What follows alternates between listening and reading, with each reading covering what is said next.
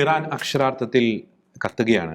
ജനങ്ങളുടെ പ്രതിഷേധാഗ്നിയിൽ എരിഞ്ഞ് തീരുകയാണ്, അല്ലെങ്കിൽ എരിഞ്ഞ് ഇങ്ങനെ കത്തി തിമിർക്കുകയാണ് ഇറാന്റെ തെരുവുകൾ. വലിയ രീതിയിലുള്ള ഒരു പ്രക്ഷോഭങ്ങൾ ഇറാന്റെ വിവിധ ഭാഗങ്ങളിൽ അവിടുത്തെ മതഭരണത്തിനെതിരെ, അയത്തുള്ള ഖമേനിക്കെതിരെ ശക്തമായിട്ട് ഇങ്ങനെ നടന്നുകൊണ്ടിരിക്കുന്നു. അതിനാൽ തന്നെ അത്തരമൊരു സാഹചര്യത്തിന്റെ പശ്ചാത്തലത്തിൽ ഇറാനിൽ വെനിസ്വലയിൽ നടത്തിയതുപോലെ അല്ലെങ്കിൽ അതിനേക്കാൾ അപ്പുറമുള്ള ഒരു ഇടപെടൽ നടത്താനുള്ള ഒരു നീക്കങ്ങൾ അമേരിക്കയുടെയും ഇസ്രായേലിന്റെയും അണിയറയിൽ ഒരുങ്ങിക്കൊണ്ടിരിക്കുകയാണ്. യഥാർത്ഥത്തിൽ ഇറാൻ സംഭവിച്ച വീഴ്ച എന്താണ്? എങ്ങനെയാണ് ഇത്രമാത്രം വലിയൊരു സാമ്പത്തിക പ്രതിസന്ധിയിലേക്ക് ഇറാൻ കൂപ്പുകുത്തിയത്?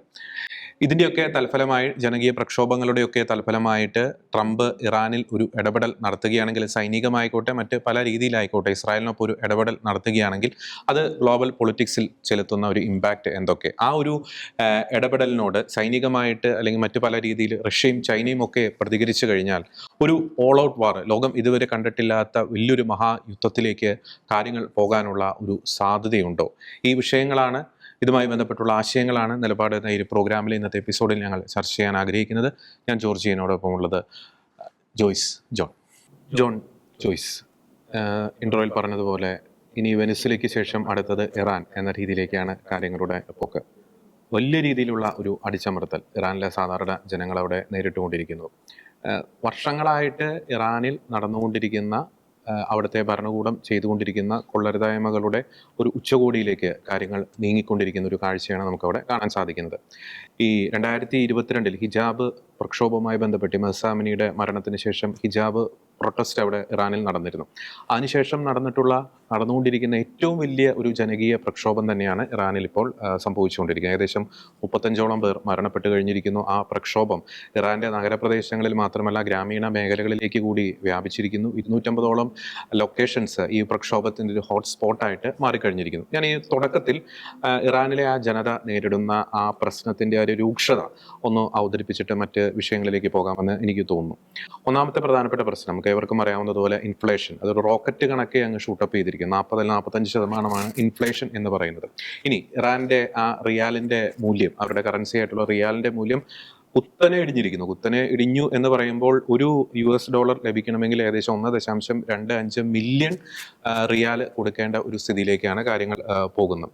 മാത്രമല്ല ഈ ഇറാൻ ഗവൺമെന്റിന്റെ തന്നെ കണക്ക് പ്രകാരം അവിടുത്തെ 50%-ലധികം വരുന്ന ജനങ്ങൾ ദാരിദ്ര്യരേഖയ്ക്ക് താഴെയാണ്. 25 വയസ്സിനും 50 വയസ്സിനും ഇടയിലുള്ള 50%-ലധികം വരുന്ന ജനങ്ങൾ എന്ന് പറയുന്നത് യാതൊരു തൊഴിലുമില്ലാതെ ജീവിക്കുന്ന ഒരു അവസ്ഥ.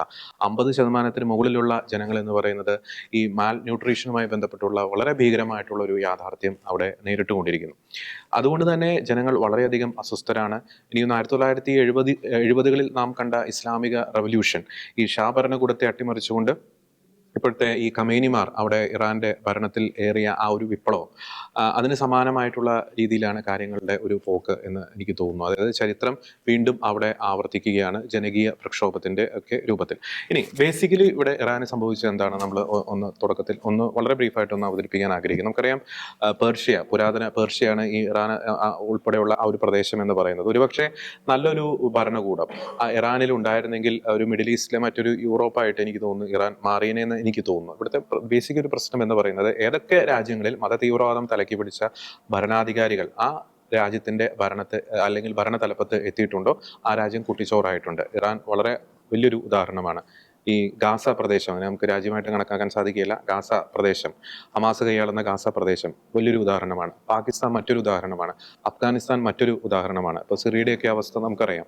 അതും വലിയൊരു ഉദാഹരണം തന്നെയാണ് നമ്മുടെ മുമ്പിൽ.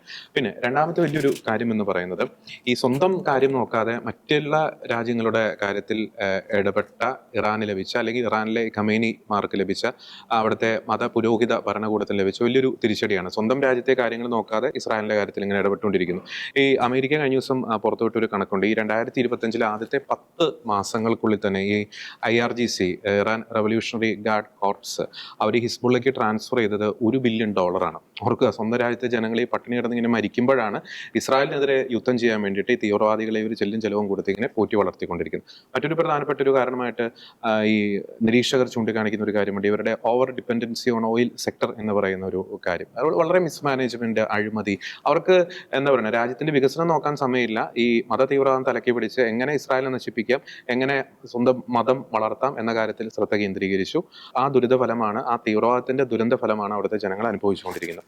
അപ്പോൾ ജോയ്സ്, നമ്മൾ തുടക്കത്തിൽ ചോദിച്ച ആ ഒരു ചോദ്യം, ഇതെല്ലാം കൊണ്ടുചെന്ന് എത്തിക്കുന്നത് എനിക്ക് തോന്നുന്നു മറ്റൊരു അമേരിക്കൻ ഒരു ഇന്റർവെൻഷൻ ഇറാന്റെ മണ്ണിൽ നടക്കാനുള്ള ഒരു സാധ്യതയിലേക്കല്ലേ, അല്ലെങ്കിൽ അമേരിക്കയും ഇസ്രായേലും ചേർന്നുള്ള ഏത് നിമിഷവും സംഭവിക്കാവുന്ന ഒരു സർജിക്കൽ സ്ട്രൈക്കിനുള്ള ഒരു മുന്നൊരുക്കങ്ങളല്ലേ നമ്മൾ ഇറാന്റെ മണ്ണിൽ ഇപ്പോൾ കണ്ടുകൊണ്ട് നിൽക്കുന്നത്? ശരിക്കും ജോർജ് പറഞ്ഞ പോലെ ഇപ്പം കഴിഞ്ഞ ആഴ്ചയാണെന്ന് എനിക്ക് തോന്നുന്നു അമേരിക്ക ഇറാനെ വാൺ ചെയ്തിട്ടുണ്ടായിരുന്നു, അവിടുത്തെ അടിച്ചമർത്താൻ ശ്രമിച്ചിട്ടുണ്ടായെങ്കിൽ അവിടെ അമേരിക്കയുടെ സൈനിക നടപടി ഉണ്ടാകുമെന്ന്. അതിന്റെ പിന്നാലെ തന്നെ അവിടുത്തെ ജനങ്ങളെ, അവിടെ സമരം ചെയ്യുന്ന ജനങ്ങളെ സപ്പോർട്ട് ചെയ്യുന്നതായിട്ടുള്ള ഒരു വാർത്ത ഇസ്രായേലിന്റെ ഭാഗത്തുനിന്ന് വന്നിരുന്നു. അത് ഔദ്യോഗികമായിട്ട് വന്നില്ല എങ്കിൽ പോലും അങ്ങനെ ഒരു വാർത്ത പുറത്ത് വന്നിരുന്നു.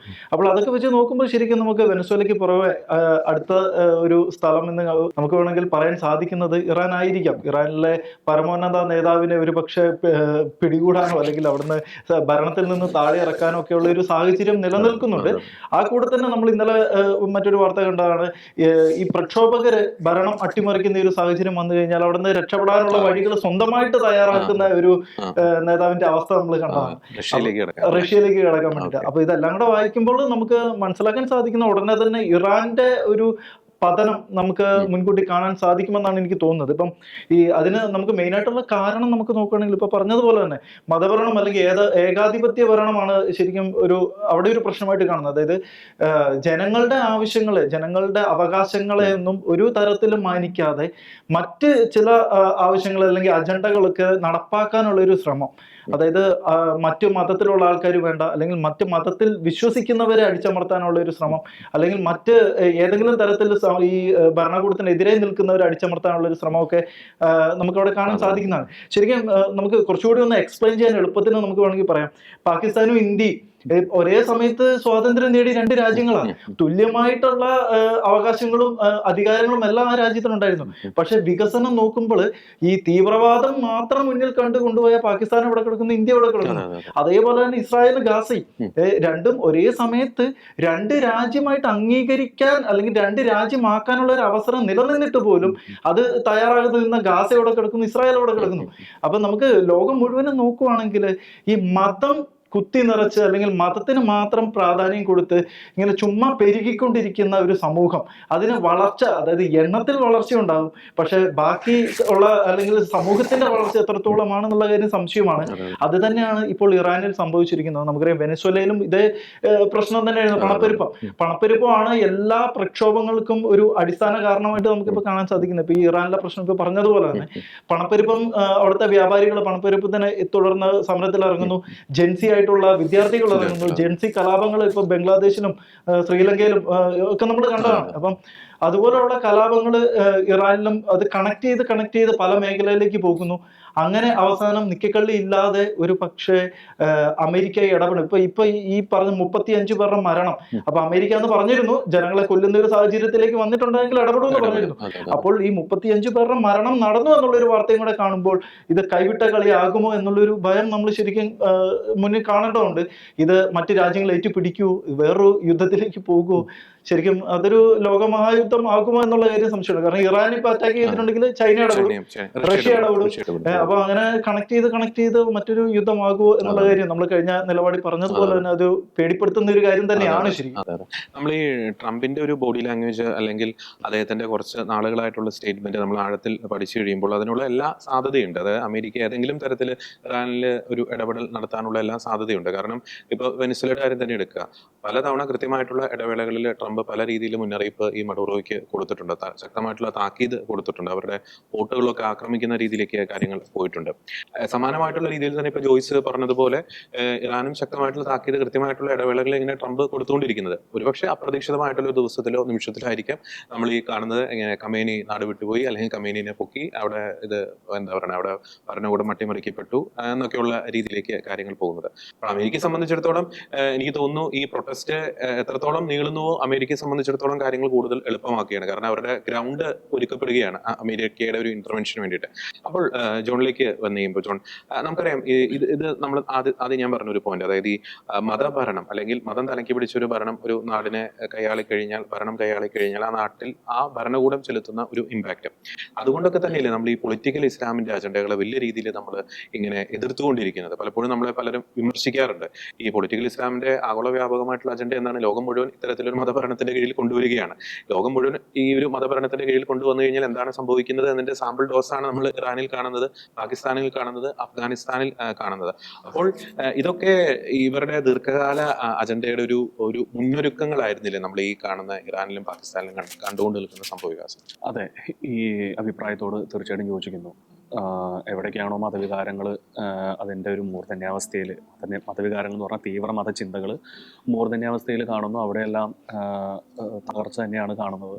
ഇറാഖിൽ, ലിബിയ, ഈ സ്ഥലങ്ങളിലൊക്കെ അമേരിക്കയുടെ സൈന്യം വന്ന് ഇന്റർവീൻ ചെയ്തതായിട്ട് നമ്മൾ കാണുന്നുണ്ട്.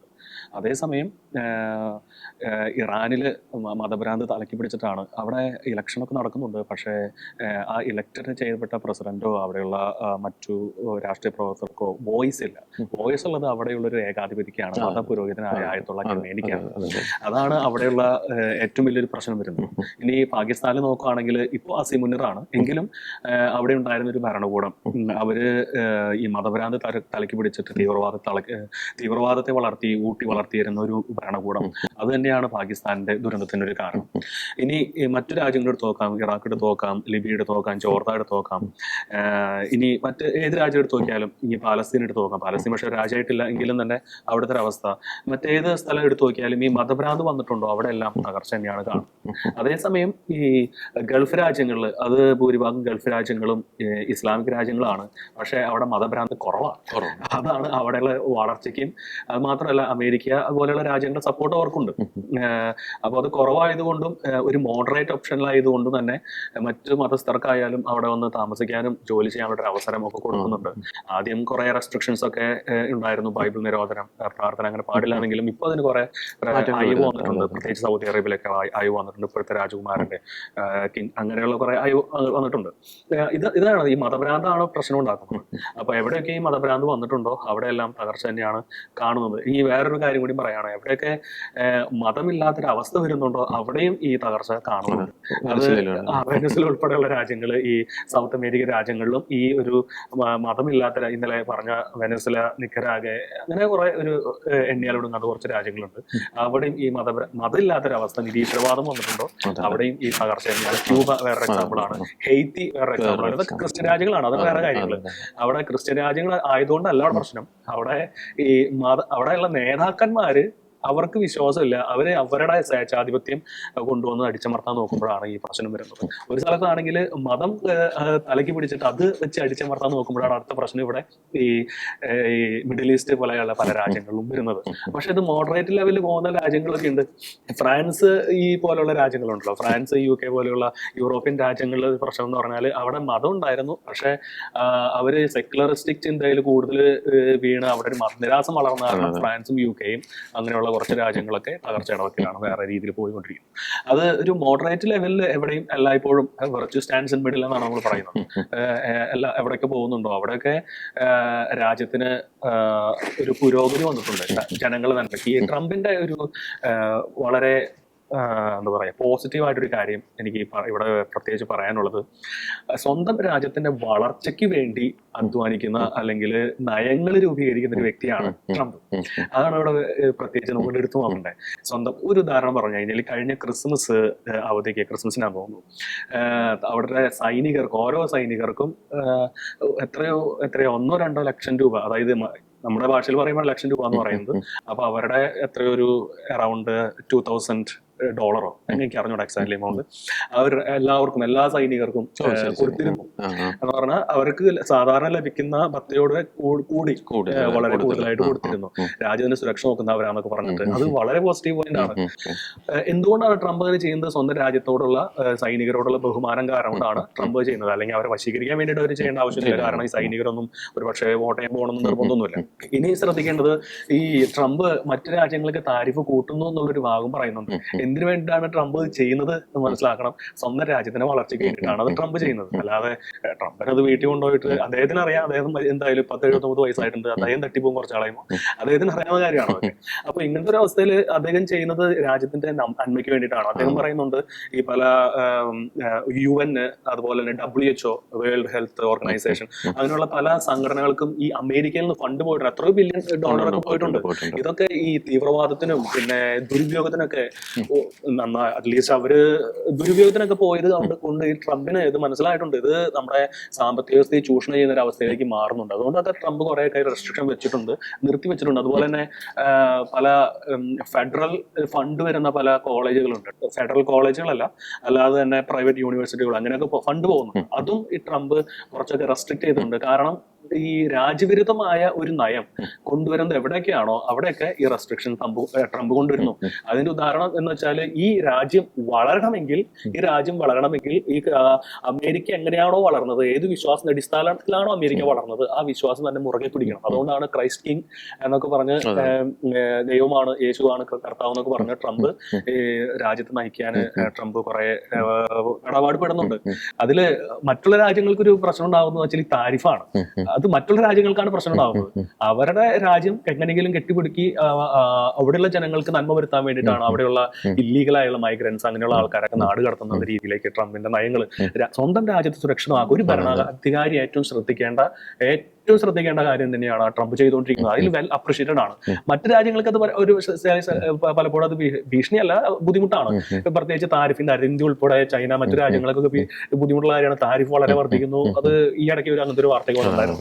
അപ്പോ ഇതൊരു ബുദ്ധിമുട്ടുള്ള കാര്യം തന്നെയാണ്. എങ്കിലും സ്വന്തം രാജ്യത്തിന് നന്മ ഉണ്ടാക്കുന്ന ഭരണാധികാരിയാണ് വേണ്ടത്. പക്ഷേ ഇറാനിൽ അങ്ങനെ കാണുന്നില്ല, വെനസ്വേലയിൽ അങ്ങനെ കാണുന്നില്ല, നിക്കരാഗിൽ അങ്ങനെ കാണുന്നില്ല, മറ്റു രാജ്യങ്ങളിൽ പല രാജ്യങ്ങളിൽ, UK അങ്ങനെ കാണുന്നില്ല, ഫ്രാൻസിൽ അങ്ങനെ കാണുന്നില്ല. ഇമ്മാനുവൽ മാക്രോൺ പ്രസിഡന്റാക്കിയെന്ന് പറയുന്നത് പക്ഷേ ജനവികാരം അദ്ദേഹത്തിന് എതിരാണ്. UK എങ്ങനെയെങ്കിലും ഇപ്പോ ഇന്നാള് ഈ വെനസ്വേലൻ പ്രസിഡന്റിനെ തട്ടിക്കൊണ്ട് ഈ തൂക്കിയെടുത്ത പോലെ ഈ സ്റ്റാമറിനെ എങ്ങനെയെങ്കിലും തൂക്കിയെടുത്ത് പോകുന്നൊക്കെ പറഞ്ഞിട്ട് പല പോസ്റ്റുകളും വന്നിട്ടുണ്ടായിരുന്നു. അതും വലിയ കാര്യമാണ്. അതുപോലെ തന്നെ കമേനെ എങ്ങനെ മിക്കവാറും ഇനി പോകണമെങ്കിൽ ആയത്തുള്ള കമേനെ തൂക്കുന്നൊക്കെയുള്ള ഒരു വാർത്ത വേറെ വന്നിട്ടുണ്ടായിരുന്നു.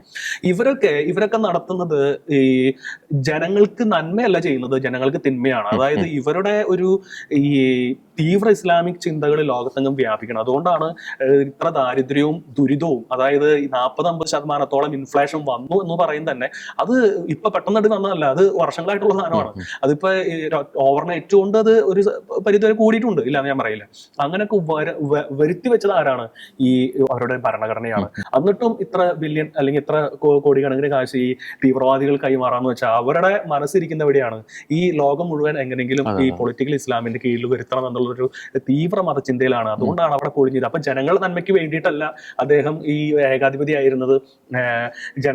ജനങ്ങളെ പട്ടിണി മാറ്റാനോ, ജനങ്ങൾക്ക് നന്മ ഉണ്ടാകണം, അവർക്ക് വിദ്യാഭ്യാസം കൊടുത്ത് ജോലി വേണം, അങ്ങനെയുള്ളൊരു നന്മ ഒരിക്കലും ഇറാനിൽ കാണുന്നില്ല. കാരണം അവരുടെ ഉദ്ദേശം മതതീവ്രതമായിരുന്നു. ഇനി ഇവിടെ നോക്കുമ്പോൾ വെനസ്വേലയിൽ നോക്കുമ്പോൾ ഒരു കമ്പാരിസൺ പറയുകയാണെങ്കിൽ വെനസ്വേലയിൽ നോക്കുമ്പോൾ അദ്ദേഹത്തിന് മതതീവ്രവാദം ഇല്ല. പക്ഷേ ആളുടെ ഉദ്ദേശം എന്താണ്? ആൾക്ക് സ്വന്തമായിട്ടും ആളുടെ പാർട്ടിക്കും എങ്ങനെയെങ്കിലും റിച്ച് ആവണം എന്നുള്ള കാര്യമായിരുന്നു. അതുകൊണ്ടാണ് ഈ ഡ്രഗ് കാർട്ടൽസ് ഉൾപ്പെടെയുള്ള പല കാര്യങ്ങളും അദ്ദേഹം നടത്തി പോകുന്നത്. അതും ജനങ്ങളുടെ നന്മയ്ക്ക് വേണ്ടിയിട്ടല്ല.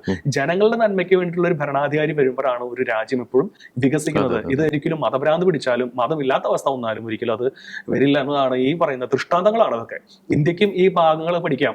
എനിക്ക് തോന്നുന്നു പല പ്രശ്നങ്ങളും ഇന്ത്യയുടെ ഇടയിൽ ഈ കാലഘട്ടത്തിലായിട്ട് മതനിരപേക്ഷതയ്ക്കെതിരായിട്ടുള്ള പല വികാരങ്ങളും തീവ്രമത ചിന്തകളും ഇന്ത്യയുടെ അങ്ങിങ്ങോളം ജമ്മു കാശ്മീർ മുതൽ കേരളം വരെ ഈ പല രീതിയിലൊക്കെ വരുമ്പോൾ നമുക്കും ഇത് മനസ്സിലാക്കേണ്ട ഒരു കാര്യം തന്നെയാണ്. Virtue stands in middle.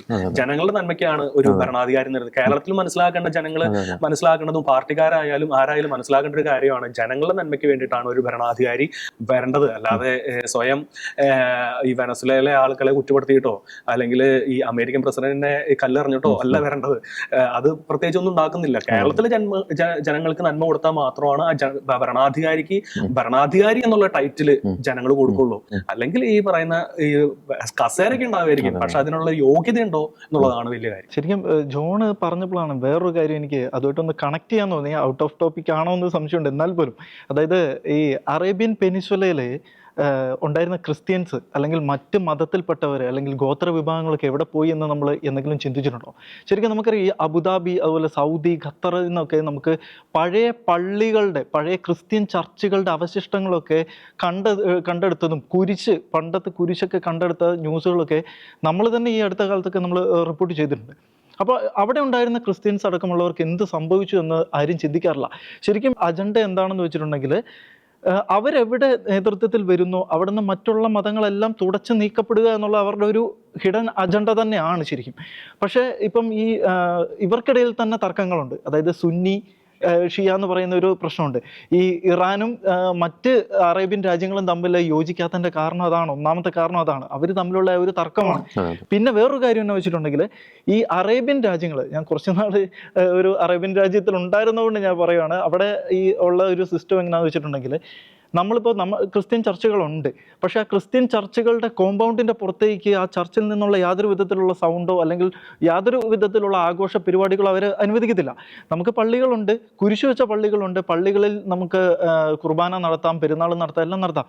പക്ഷെ അതിൻ്റെ മതിൽക്കെട്ടിനുള്ളിൽ തന്നെ ആയിരിക്കണം എന്നുള്ളൊരു നിബന്ധനയുണ്ട്. ഏതെങ്കിലും ഒരു ക്രിസ്ത്യൻ രാജ്യത്ത് ഏതെങ്കിലും ഒരു മുസ്ലിം സംഘടനയ്ക്കോ അല്ലെങ്കിൽ ഒരു മുസ്ലിം മോസ്കിനോ ഇതുപോലെ നിബന്ധനകൾ വെച്ചിട്ട് വർക്ക് ചെയ്യാൻ അല്ലെങ്കിൽ പ്രവർത്തിക്കാൻ സാധിക്കുമോ? അല്ലെങ്കിൽ അതിനുള്ള ഒരു അനുവാദം കൊടുക്കും എന്ന് നമുക്ക് വിചാരിക്കാൻ സാധിക്കുമോ? അപ്പോൾ അവിടെ ഉണ്ടാകുന്ന പ്രശ്നങ്ങളും കാര്യങ്ങളൊക്കെ നമുക്കറിയാവുന്നതാണ്. പിന്നെ ഇതുപോലെയുള്ള സാഹചര്യങ്ങൾ, അതായത് മറ്റ് മതസ്ഥരോടുള്ള അല്ലെങ്കിൽ ക്രിസ്ത്യൻ സമൂഹത്തിനോടൊക്കെ ഉള്ള ഇങ്ങനെ ഒരു അനുവാദം കൊടുക്കുന്നതിൻ്റെ കാരണം എന്താണെന്ന് വെച്ചിട്ടുണ്ടെങ്കിൽ, ഇപ്പോൾ UAE കാര്യം എടുക്കുകയാണെങ്കിൽ UAE ലോകത്തിലെ ഏറ്റവും വലിയ അമ്പലം നമുക്കറിയാം, ഒരു അമ്പലമുണ്ട് അബുദാബിയിൽ. അതുപോലെ തന്നെ UAE ലോകത്തിലെ ഏറ്റവും വലിയ ക്രിസ്ത്യൻ ഇടവകയുള്ളത്. അതായത് അംഗസംഖ്യ വെച്ച് നോക്കുമ്പോൾ ഏറ്റവും വലിയ ക്രിസ്ത്യൻ ഇടവകയുള്ളത് ഊതുമതയിലുള്ള ചർച്ചാണ്. അപ്പം നമുക്കറിയാം ഇതെന്തുകൊണ്ടാണ് ഇങ്ങനെയുള്ള അനുവാദങ്ങൾ കൊടുക്കുന്നത് വെച്ചാൽ മറ്റ് രാജ്യങ്ങളെ കൂടെ നിർത്തിയാലേ അവർക്ക് നിലനിൽപ്പുള്ളൂ. ഇപ്പോൾ ക്രിസ്ത്യാനികളെ അവിടെ തകർക്കുന്നു എന്നൊരു സ്വരം ഉയരാൻ തുടങ്ങിയിട്ടുണ്ടെങ്കിൽ അമേരിക്ക അടക്കമുള്ള രാജ്യങ്ങൾ കൂടെ നിൽക്കത്തില്ല.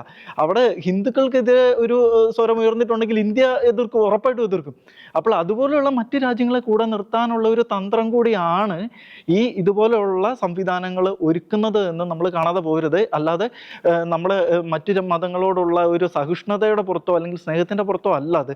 അങ്ങനെയാണെങ്കിൽ നമ്മളിപ്പോൾ UK അമേരിക്കയിലായാലും മോസ്കുകൾ പബ്ലിക്കായിട്ടുള്ള ഏരിയയിൽ മോസ്കിനുള്ള അനുവാദം കൊടുക്കുന്ന പോലെ, അവർക്ക് എന്തിന് പാർക്കിങ്ങിൽ പോലും നിസ്കരിക്കാനുള്ള അനുവാദം കൊടുക്കുന്നത് പോലെ എന്തുകൊണ്ട് അറേബ്യൻ രാജ്യങ്ങളിൽ കൊടുക്കുന്നില്ല? സൗദി അടക്കമുള്ള അറേബ്യൻ രാജ്യങ്ങളിൽ കൊടുക്കുന്നില്ല.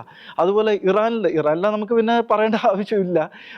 ഇറാനിൽ അത്രയും പ്രശ്നങ്ങളും മറ്റ് ഈ UAE സൗദി പോലുള്ള രാജ്യങ്ങളില്ല എന്നുള്ളൊരു സത്യം തന്നെയാണ്. അത് നമ്മൾ പറയാതിരിക്കാൻ പറ്റത്തില്ല. പക്ഷെ എന്തുകൊണ്ടും അത് മറ്റു രാജ്യങ്ങളെ കൂടെ നിർത്താനുള്ള ഒരു തന്ത്രമായിട്ടാണ് എനിക്ക് തോന്നുന്നത്. ഓക്കെ, അത് കറക്റ്റാണ്. നമുക്കിപ്പം ജോയ്സ് പറഞ്ഞപ്പോൾ നമുക്കറിയാം ഈ രാജ്യങ്ങളിലൊക്കെ ഇപ്പോൾ പാകിസ്ഥാൻ ആയിക്കോട്ടെ, ഇറാൻ ആയിക്കോട്ടെ, അഫ്ഗാനിസ്ഥാൻ ആയിക്കോട്ടെ, ഈ തീവ്ര ഇസ്ലാമിക ഭരണം നടമാടുന്ന രാജ്യങ്ങളിലൊക്കെ എന്ന് പറഞ്ഞാൽ ഈ പറയുന്ന നിരവധി നിഷ്കളങ്കരായിട്ടുള്ള ക്രിസ്ത്യാനികളുടെ കണ്ണീര് വീണ് കുതിർന്ന ഒരു മണ്ണാണ്. നമുക്കറിയാം കർത്താവ് സ്വർഗത്തിൽ ഇത് കാണുന്നുണ്ട്. ഇന്നല്ലെങ്കിൽ നാളെ ശക്തമായിട്ടുള്ള അല്ലെങ്കിൽ അതുമായി ബന്ധപ്പെട്ടുള്ള ഒരു ഇടപെടൽ ദൈവം നടത്തും എന്നതിൻ്റെയൊക്കെ ഒരു സൂചനയാണ് നമുക്ക് ഇപ്പോൾ ഈ കാണുന്നത്. ഇപ്പോൾ വെനിസ്വല ആയിക്കോട്ടെ, ശക്തമായിട്ട് ഈ സഭയെ പീഡിപ്പിച്ച ഒരു വ്യക്തിയാണ് ഈ മഡൂറോ എന്ന് പറയുന്ന ഒരു വ്യക്തി. അപ്പോൾ നമ്മളൊരു ആത്മീയമായിട്ട് ചിന്തിക്കുമ്പോൾ ഇവിടങ്ങളിൽ നടക്കുന്ന പല പ്രശ്നങ്ങളും അല്ലെങ്കിൽ ഇപ്പോൾ ഈ അമേരിക്ക പോലുള്ള രാജ്യങ്ങൾ നടത്തുന്ന ഇടപെടലുകളും എൻ്റെ ഒരു വ്യക്തിപരമായിട്ടുള്ള അഭിപ്രായത്തിൽ അത് അതിൻ്റെ ഒരു ദൈവികത്തിൻ്റെ ഒരു ഇടപെടലുണ്ട് എന്ന് വേണമെങ്കിൽ നമുക്ക് മനസ്സിലാക്കാം. കാരണം ഇപ്പോൾ വെനിസ്വലയിൽ തന്നെയാണെങ്കിൽ മഡൂരോനെ പൊക്കിയെടുത്തുകൊണ്ട് പോയതിനു ശേഷം ജനങ്ങൾ അവിടെ തെരുവിലിരുന്ന് ദൈവത്തിന് നന്ദി പറയുമായിരുന്നു. സ്വർഗ്ഗസ്വനായ പിതാവെ പാടി പ്രാർത്ഥിക്കുന്ന രംഗങ്ങളൊക്കെ നമ്മൾ കണ്ടതാണ്. രണ്ടാമത്തെ ഏറ്റവും രണ്ട് പോയിന്റ് കൂടെ പറയാൻ ആഗ്രഹിക്കും. ഒന്നെന്ന് പറഞ്ഞാൽ നമ്മൾ ഇതിൻ്റെ പിന്നിൽ ഒരു സാമ്പത്തികമായിട്ടുള്ള യുദ്ധം കൂടിയുണ്ട്. അപ്പം ഈ വെനിസ്വല, ഇറാൻ ഇതിൻ്റെ ഒരു കോമൺ ഒരു ഫാക്ടർ എന്ന് പറയുന്നത് ഈ രണ്ട് രാജ്യങ്ങൾക്കും ഒരു ഫ്രണ്ട്ഷിപ്പ് എന്ന് പറയുന്നത് ചൈന, റഷ്യയൊക്കെ ആയിട്ട് ബന്ധപ്പെട്ടാണ്. പിന്നെ മറ്റു രണ്ട് കോമൺ ഫാക്ടർ എന്ന് പറയുന്നത് ഈ ഓയിൽ. ഈ പറയുന്ന വെനിസ്വല ആയിക്കോട്ടെ, ഇറാൻ ആയിക്കോട്ടെ, രഹസ്യമായിട്ട് ചൈനയുമായിട്ട് ഈ ഓയിൽ അവർക്ക് കൈമാറുന്നുണ്ട്. അത് ഡോളറിലല്ല, തദ്ദേശീയമായിട്ടുള്ള ഈ കറൻസിയിലൊക്കെയാണ് കൈമാറുന്നത്. അമേരിക്കയെ സംബന്ധിച്ചിടത്തോളം വലിയൊരു ഭീഷണി തന്നെയാണ്. മാത്രമല്ല ഈ റഷ്യയെ സംബന്ധിച്ചിടത്തോളം റഷ്യയെ ഏത് വിധേന വീക്കൻ ചെയ്യുക എന്ന ഒരു ലക്ഷ്യത്തോടെ ട്രംപ് നീങ്ങുന്നുണ്ട്. അതിൻ്റെ ഭാഗമായിട്ടാണ് ഇന്ത്യക്കെതിരെ താരിഫൊക്കെ ഏർപ്പെടുത്തുന്നത്. അപ്പോൾ ഈ അമേരിക്ക വെനിസ്വലയിലും ഈ പറയുന്ന ഇറാനിലും ഇനി നടത്താൻ പോകുന്ന ഒരു ഇടപെടലുകൾക്ക് ഒരു സാമ്പത്തിക യുദ്ധവുമായി ബന്ധപ്പെട്ട് അല്ലെങ്കിൽ ഒരു എക്കണോമിയുമായി ബന്ധപ്പെട്ടുള്ളൊരു മാനം കൂടി ഉണ്ട് എന്ന കാര്യം കൂടി നാം മനസ്സിലാക്കുക. ഇനി അവസാനത്തെ ഒരു പ്രധാനപ്പെട്ട ഒരു പോയിന്റ്, ഒരുപക്ഷെ വെനിസ്വേലയിൽ നടത്തിയതുപോലെ അമേരിക്ക ഇറാനിൽ ഇസ്രായേലിനൊപ്പം ചേർന്ന് അങ്ങനെ ഒരു ഇടപെടൽ നടത്തുകയാണെങ്കിൽ വലിയ രീതിയിലുള്ള ഒരു യുദ്ധത്തിലേക്ക് കാര്യങ്ങൾ പോകാനുള്ള എല്ലാ സാധ്യതയുണ്ട്. ചൈന, ഞാൻ പറഞ്ഞതുപോലെ നേരത്തെ പറഞ്ഞതുപോലെ ചൈനയും റഷ്യയൊക്കെ ഇതിനകത്ത് ഇന്റർ കണക്റ്റഡ് ആണ്. നോർത്ത് കൊറിയ ഇന്റർ കണക്റ്റഡ് ആണ്. കാര്യം കിങ് ജോങ് ഉൻ വിടുവായത്തൊക്കെ പറയുമെങ്കിലും ഒരു ന്യൂക്ലിയർ രാജ്യം കൂടിയാണ്, അതുകൂടി നമ്മൾ മനസ്സിലാക്കണം. അപ്പൊ അതിനാൽ തന്നെ വലിയൊരു ഓൾ ഔട്ട് വാറിലേക്ക് പോകാനുള്ള എല്ലാ സാധ്യതയുണ്ട്. വീണ്ടും ഒരു വലിയൊരു യുദ്ധമുഖം 2026 തുറക്കപ്പെടാനുള്ള സാധ്യത കൂടിയുണ്ട്. അങ്ങനെ സംഭവിക്കാതിരിക്കട്ടെ, കാര്യങ്ങൾ രമ്യമായി പരിഹരിക്കപ്പെടട്ടെ എന്ന് നമുക്ക് തീർച്ചയായിട്ടും പ്രാർത്ഥിക്കാം. ഒരു കാര്യം വളരെ വ്യക്തമാണ്, 2026 സമാധാനവുമായി ബന്ധപ്പെട്ട് അത്ര ശുഭകരമായിട്ടുള്ള ഒരു സൂചനയല്ല നിലവിൽ നമുക്ക് നൽകുന്നത്. ഏത് നിമിഷവും ലോകത്തിൻ്റെ വിവിധ ഭാഗങ്ങളിൽ യുദ്ധം പൊട്ടിപ്പുറപ്പെടാവുന്ന വലിയ രീതിയിലുള്ള ഒരു സാഹചര്യങ്ങളാണ് ഒരുങ്ങിക്കൊണ്ടിരിക്കുന്നത്. അത്തരത്തിലുള്ള യുദ്ധങ്ങൾ പൊട്ടിപ്പുറപ്പെടാതിരിക്കട്ടെ എന്ന് നമുക്ക് തീർച്ചയായിട്ടും പ്രാർത്ഥിക്കാം. മാത്രമല്ല, ഇറാനിലെ പോലെ ജനങ്ങൾ ഇങ്ങനെ വലിയ രീതിയിലുള്ള അടിച്ചമർത്തൽ അനുഭവിക്കുന്ന രാജ്യങ്ങൾ, അവിടെ ആ ജനങ്ങൾക്ക് നീതി എത്രയും വേഗം അത് ലഭ്യമാകട്ടെ എന്ന് നമുക്ക് തീർച്ചയായിട്ടും പ്രാർത്ഥിക്കാം. സമാധാനപരമായിട്ട് കാര്യങ്ങൾ പരിഹരിക്കപ്പെടട്ടെ. സമാധാനപരമായിട്ട് ഇത്തരത്തിലുള്ള തീവ്ര ഇസ്ലാമിക ഭരണം നടപാടുന്ന അല്ലെങ്കിൽ കമ്മ്യൂണിസ്റ്റ് ഭരണം നടപാടുന്ന രാജ്യങ്ങളിലെ ജനങ്ങൾക്ക് നീതി ലഭ്യമാക്കുവാൻ ലോക നേതാക്കൾക്ക് സാധിക്കട്ടെ എന്ന് നമുക്ക് പ്രാർത്ഥിക്കാം. ഒരു മഹായുദ്ധം സംഭവിക്കാതിരിക്കട്ടെ. പക്ഷേ ആ ഒരു നിലപാടെടുക്കുമ്പോൾ പോലും ഇത്തരം രാജ്യങ്ങളിൽ കഷ്ടത അനുഭവിക്കുന്ന, അനീതി അനുഭവിക്കുന്ന ജനങ്ങൾക്ക് നീതി എത്രയും വേഗം ലഭ്യമാകട്ടെ എന്ന ഒരു നിലപാട് അറിയിച്ചുകൊണ്ട് മറ്റൊരു വിഷയത്തിലെ നിലപാടുമായി ഞങ്ങൾ വീണ്ടും വരുന്നതായിരിക്കും. എല്ലാ പ്രിയപ്പെട്ട പ്രേക്ഷകർക്കും നന്ദി.